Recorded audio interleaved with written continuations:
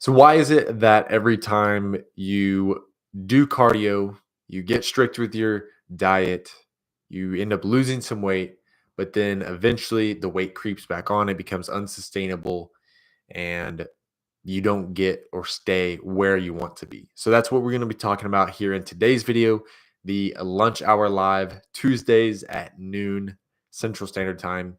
Be sure to join us if you guys are watching the replay next week. Every Tuesday, we're on here. Like I said, that's what we're talking about today.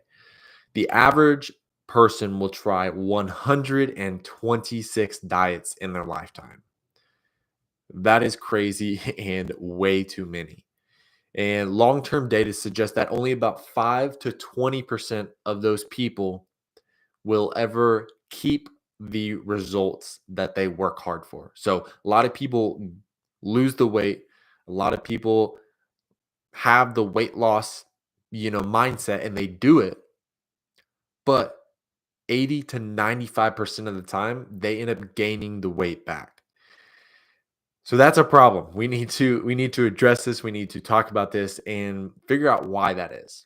And so given that people try 126 diets on average during their lifetime, it's not a lack of effort, but I think it's more of a lack of strategy, a lack of plan, lack of accountability, knowing what to do, all of those things. And that is what I work with my clients, is working on, okay, here's the strategy, here's the plan, and giving them the accountability that they need so they don't have to question all of these things. That's really what my coaching is. My coaching program is, in essence, is taking the guesswork out of all these things and helping people get to where they want to go, and more importantly, stay there once they get there and be able to maintain that.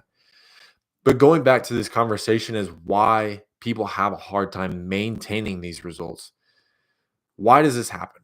Well, metabolic adaptation, I think, is part of it. The body ends up burning fewer calories when you lose weight and you lose muscle and you slow down. And I've got a whole video on metabolic adaptation. It's in the description of this video if you guys are interested in that. But then also, again, kind of mention it there, but losing muscle during dieting, that's going to lower your metabolism. Unsustainable methods. A lot of people go after these crazy diets and crazy things that are never going to last, but they just go extreme because they know they want to lose the weight, but it ends up rebounding and going in the opposite direction. And then I think this one is a big one, a lack of lifestyle change and habit formation. And so this whole idea of you have to change your mindset before anything is going to really stick or your life is really going to change.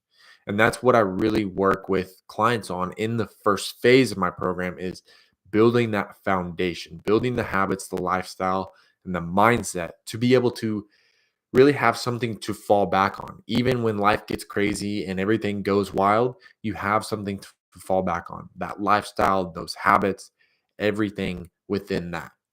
And the last thing is the psychological rebound. So you're doing good, and now I can reward myself, right? We lose 5, 10, 15, 20, 30 pounds, and then, oh, I'm doing good, I can reward myself. And then you end up falling off the rails and going back to where you started or worse. And so that is not what we want to do. We want to avoid that, and we want to really go that opposite direction of maintaining that weight loss. And so today I really want to dive into the cardio versus strength training conversation. Like I said, I've got a video on the adaptation, the metabolic adaptation side of things, which will go kind of more into the just general metabolism conversation. So if you guys are interested in that, you can check out that video. But today I really want to focus on the cardio versus strength training conversation. So first, let's look at the pros and cons of cardio and look at what that does. So cardio is going to be healthy for your heart. It's going to help you live longer. It can help improve your mood and performance if you're an endurance athlete. And so there are lots of positives to cardio. I don't want you to watch this video and think that I am against cardio. That is not what I'm saying here. I want you to watch this video and be informed about what is going to be best for you right now and the time that you do have to put towards your goals. That's my goal for this video. And so within all of this conversation, I think you have to be aware of how much time do I realistically have to put towards my goals. If I have unlimited time, then sure, I'm going to have you do some cardio. But a lot of people only have a few hours a week to put towards their goals, and it's not realistic to, say, hey, let's go do cardio, let's go do weightlifting, and then recovery on top of that. And so, anyway, not to get sidetracked with that whole conversation, but there are pros to cardio, there are benefits to cardio. And then the cons of cardio, let's look at that side a little bit. It doesn't send an anabolic signal. This is going to be big for the weight loss side of things. We're going to get into this here in a little bit more. But in fact, doing cardio can actually be catabolic. And what that means is it's going to send the opposite signal that you want to send. It's going to decrease muscle mass. And so we don't want to do that. And so within that, we're going to end up not getting the results that you want to get. And so again, with that being said, then we're not getting the results. Sorry, trying to pay attention to the conversations here as well. How to gain good muscle. Yes, I'll get to the comments and the questions here after we get through kind of all the content, and then we can go through questions. And so eventually, with this all being said, for weight loss specifically, you end up doing cardio, and over time, your body adapts. Your body is an adapting organism. And so when your body adapts, then you have to end up doing more to continue making progress. And so it becomes this cycle of, all right, I do some cardio, I get some results, I lose some weight, and then my body adapts, I plateau, and I have to either eat less or do more cardio. Okay. And so then it becomes unsustainable. You fall off, you quit doing as much as you need to, and you end up gaining the weight back.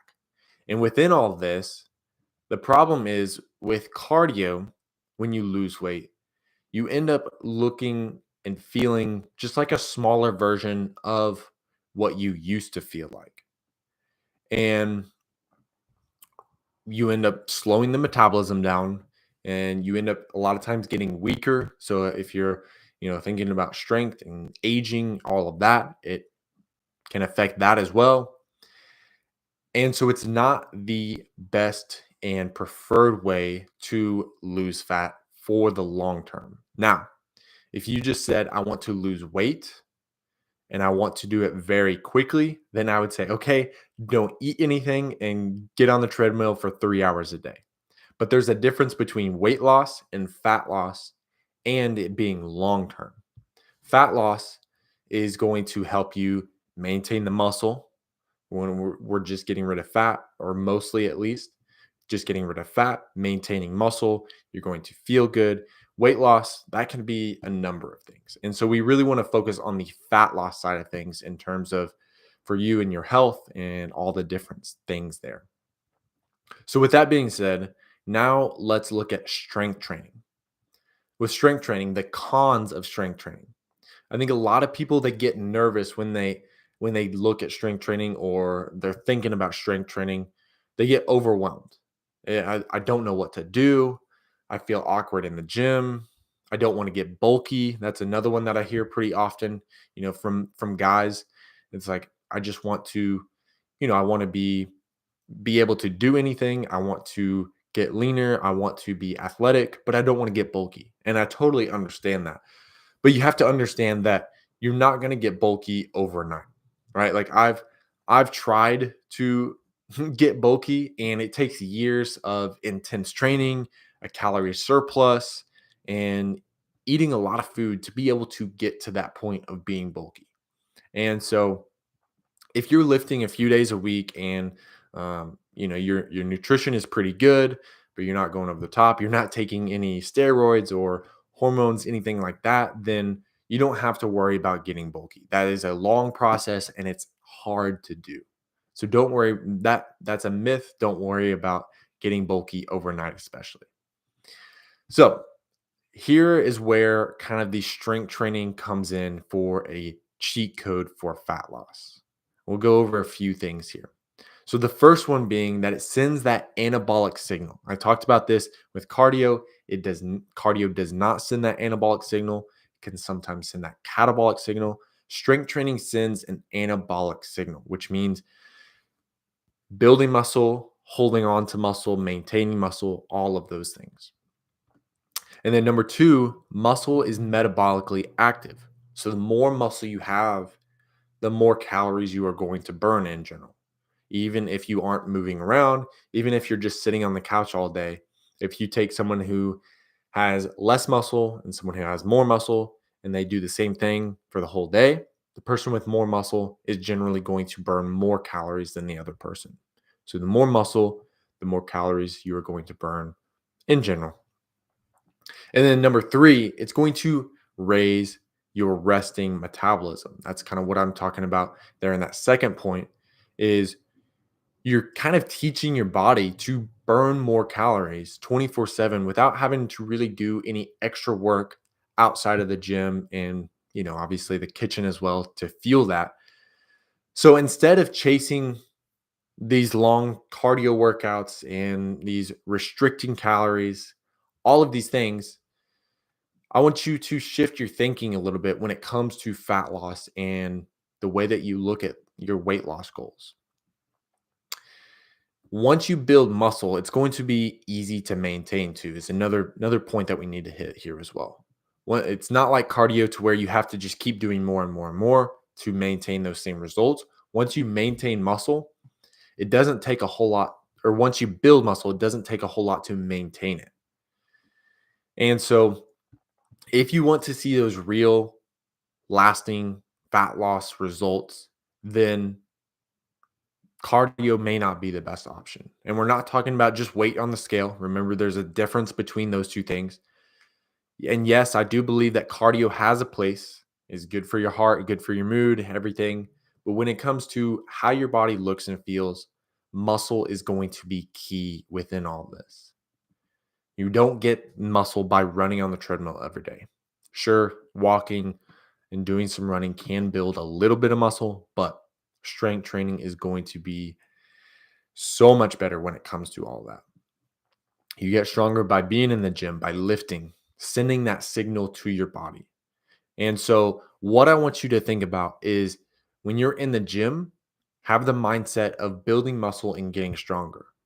And then the other 23 hours of the day, you can have the mindset for your goals, for your fat loss goals, or whatever they may be. So that's really where your progress is going to come with in the kitchen, your nutrition, being in a calorie deficit, maintaining a good amount of protein, eating in a slight calorie deficit, not too extreme, getting your steps in, being active, getting good sleep and rest. All of these things are really what makes up the fat loss, not necessarily that 1 hour in the gym. So many people are focused on the 1 hour in the gym and then they don't focus on the other 23 hours of the day.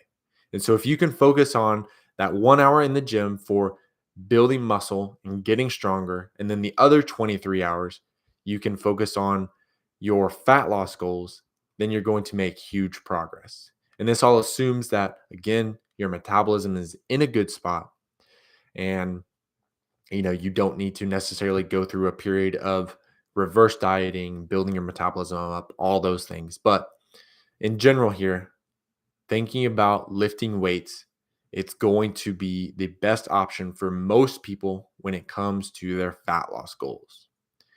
And I think another thing that we can think about is the triangle of awareness. Now, what this is obviously a triangle. So you have a triangle, and at each point of the triangle, you have a different goal. So at the top, you have performance. On one side, you have aesthetics, and one side, you have just long term general health. And so the farther you get to one of these points, the farther away from another point you're going to get. There's this saying that you can have anything, but you can't have everything at the same time.